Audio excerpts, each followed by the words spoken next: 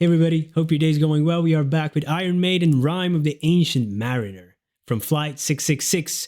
And many people recommended this song and this performance as well. After I talked about storytelling, how much I love it. And people said, don't ask no more or don't say no more. Go check that one out. This is right up your alley. So here we are. And I believe this is a retelling or a musical retelling of the poem by Samuel Taylor Coleridge. So let's jump in. I'm looking forward to this, man. Come on. New Jersey, USA. So I'll introduce this song the same way that I did in a slightly lighter, more vulgar tone that I did at Long Beach Arena 1984. This is what not to do if your bird shits on you. The Rime of the Ancient Mariner!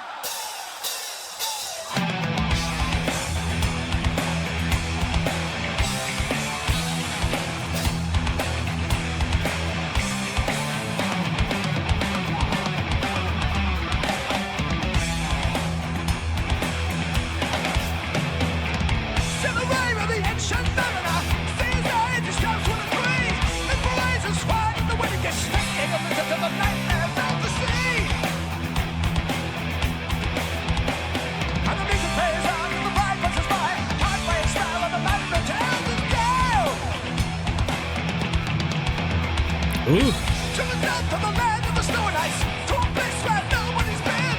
The snowflake finds in the albatross, heavy and steady, only good luck it brings. And the ship sails on, back to the rod, through the fog and ice and the albatross follows on.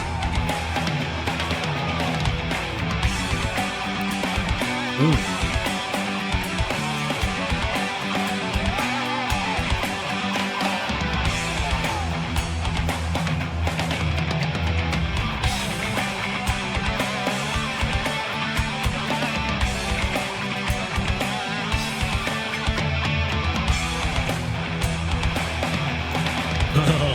Yo. A mariner kills, a mariner good omen. His shipmates cry against what he's done. But when the fog clears things as different, and make themselves a part of the crime, sailing on across the sea.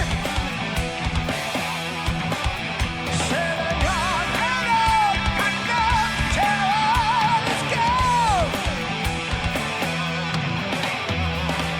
The albatross begins with its vengeance. A terrible curse at first has begun. The shipmates blame bad luck on the mariner. Around his neck, that dead man is hung, and the curse goes on and at sea. And the Hey. curse goes on and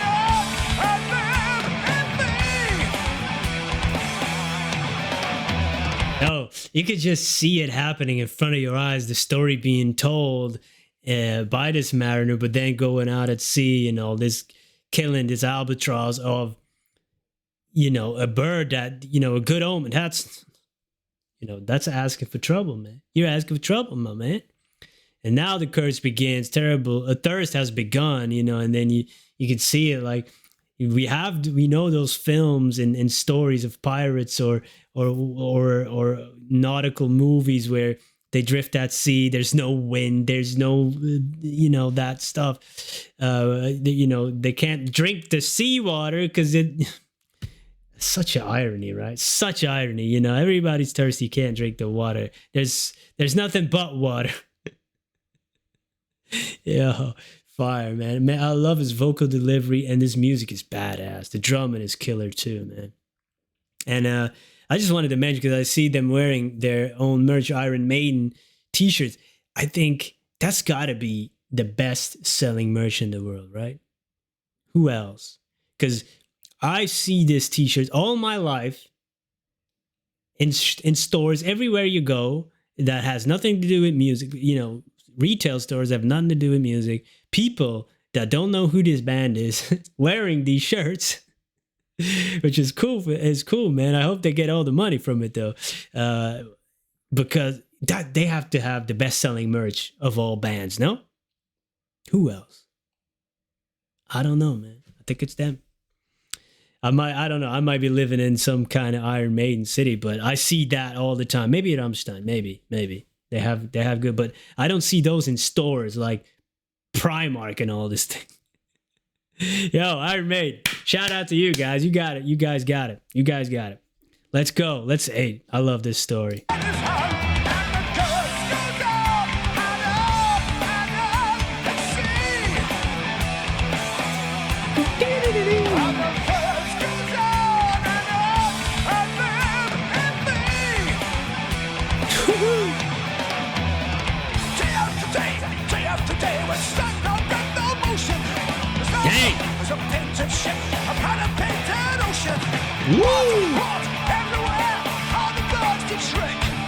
Yo, come on. I said water. Oh, look, and I'm reading ahead. I didn't read it beforehand. Now I'm reading ahead. I just said that. I already know people are going to call me BS. I already know people are going to... I already know that people are going to call me... Yeah. They're going to call me out. I swear I didn't read it. But I am familiar with the poem a bit, of course. And I'm a storyteller, so I know I have this visual mind. I didn't read, but it's the irony of having all this water and you can't drink it. But I did like the line, as idle as a painted ship upon a painted ocean. That is an amazing line and such a visual. You immediately see it like just, oh, that's beautiful. That's beautiful. I didn't read it, but believe me or don't believe me. Day after day, we're stuck on no motion. The sky was a painted ship upon a painted ocean. Water everywhere, all the birds did shrink. Water everywhere, there ain't a drop to drink. Game.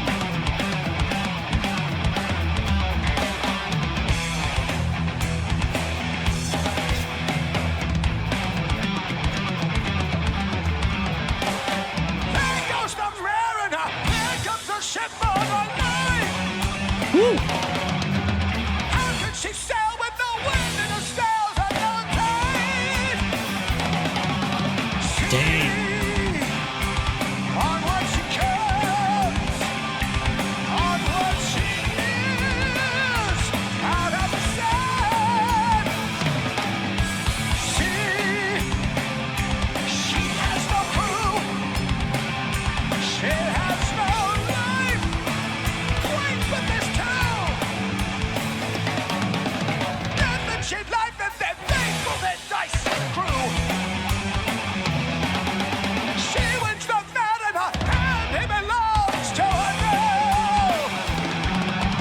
Then, one by one, they dropped down it, 200 men. Dang. She let the dead, she lets him live, her chosen one.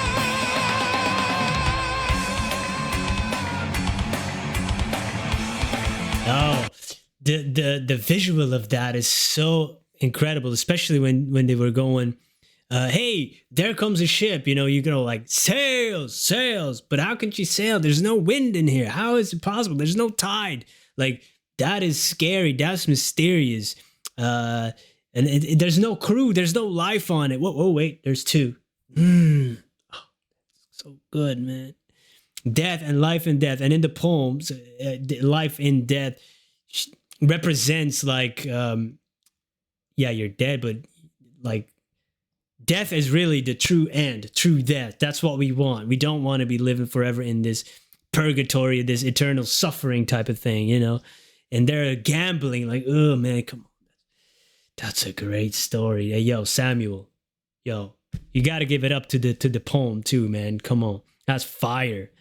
Like they're gambling for their life. Death wins. The crew goes down one by one, which seems bad, but at least they're dead, not the she lets him live, her chosen one. Ooh. Ooh. Damn, boy. Woo.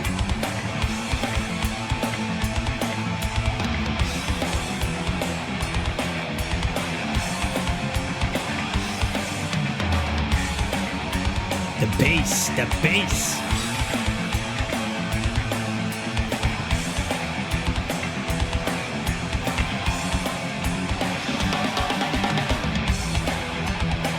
Oh, yeah.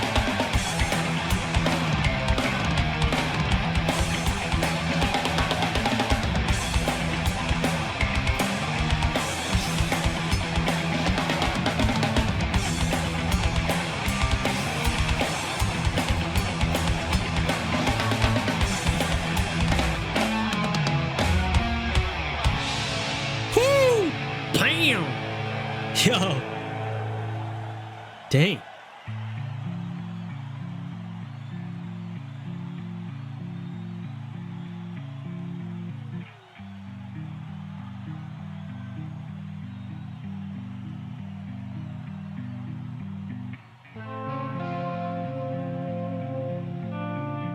Oh,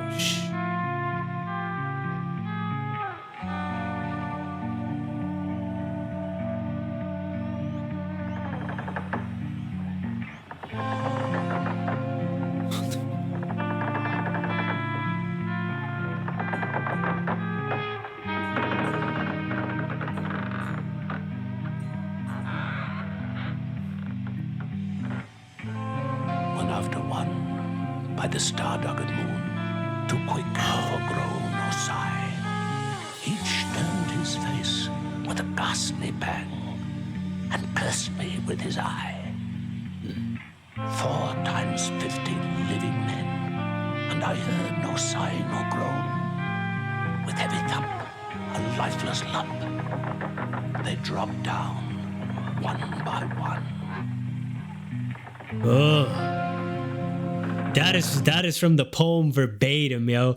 And that is the narrate. Who's the narrator on that? I love a great narrator in books, man, in audiobooks. Stephen Pace, is that his name? Pacey? Oh man, he's one of the best. Ooh, so good. R.C. Bray. I don't know if you ever heard of these, but man, these guys are good. Michael Kramer. Yeah, I love that. I love a good narrator, man. I always wanted to narrate a book too, gotta be honest. This is great. You hear the groaning of the ship, right? You hear the creaking. The smoke is coming up on the stage, which is actually cool as well that, you know, these are fans of the music, but also they are getting introduced to a great poem because of the music. That's awesome, yo. They get them interested in poetry and writing and reading. But probably many fans of this type of music are already fans of story and reading too, because I get that a lot, like in other metal reactions, but I talk sometimes about books and then I see people, oh, I've read those. Well, I've read those, like especially with Nightwish and stuff, and fantasy, a lot of fantasy fans and sci-fi. So hey, if you're out there, we're friends. Let's go, man. I love this. A lifeless lump. This narration is fire. Down, one by one. Eerie, man.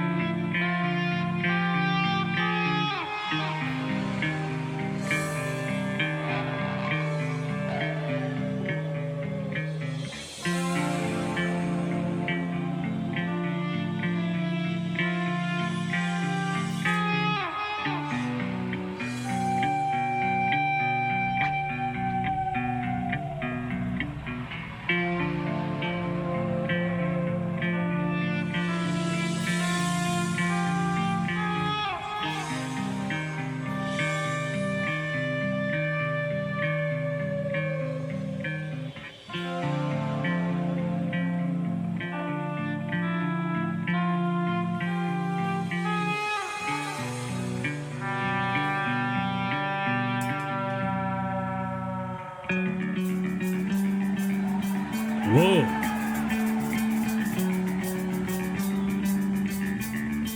That riff is cool.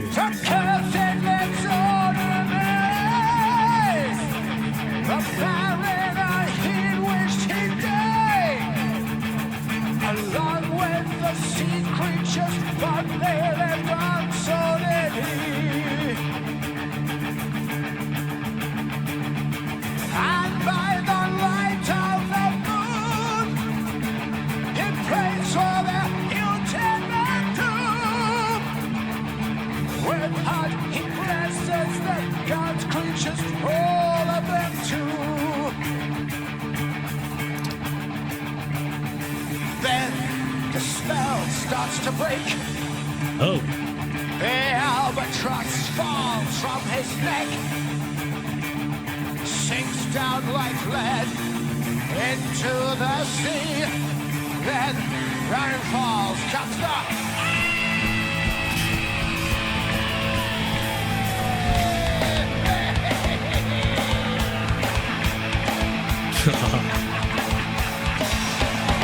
Yeah.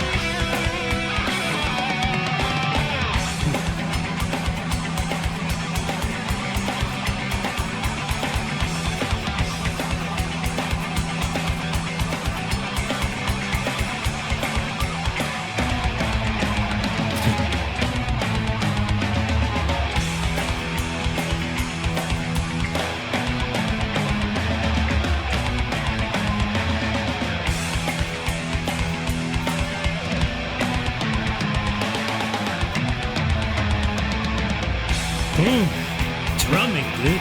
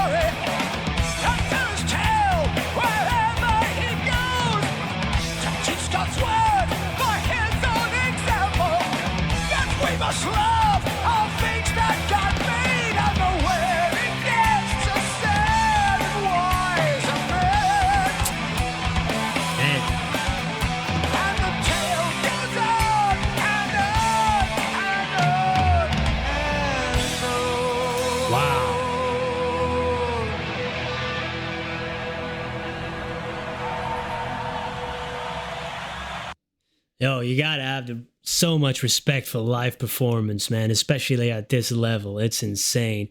Just the stamina you gotta have, and just, to be able to play, this type of music and in sync, the timing, there's so much margin for error, the way the fingers move on the guitars, the bass, the way there's drumming going on, the singing, like, it's just musicianship through and through, man. It's amazing. And then you have this awesome story that comes with it, and the way they pace the story as well is so important in storytelling.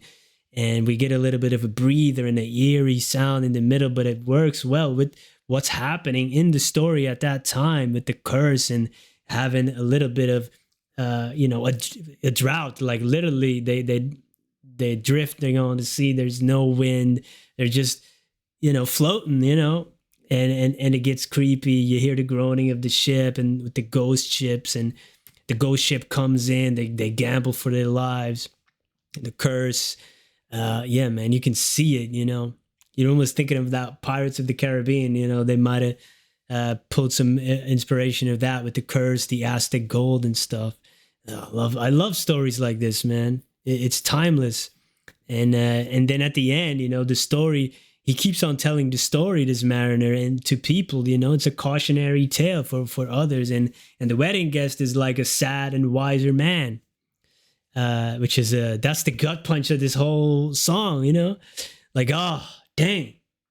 Okay, now for knowing this story, he is a sad and wiser man, instead of in Billy Madison, where everybody's dumber for hearing the speech. Yo, if you know that movie, and that scene, shout out to you. Awesome stuff, man. Yeah, I love it. Just everything about it, the production value of the show too, with the smoke coming up, the set pieces, it's cool, and everybody has a different place on the stage too, and they're just going for it, man. Wow, incredible stuff. Yo, this is really what I get my fix from doing these reactions. When I get stuff like this, it's a treat. Thanks so much for recommending it, for being here. I appreciate you guys. Looking forward to the next one. Have a wonderful day. Peace.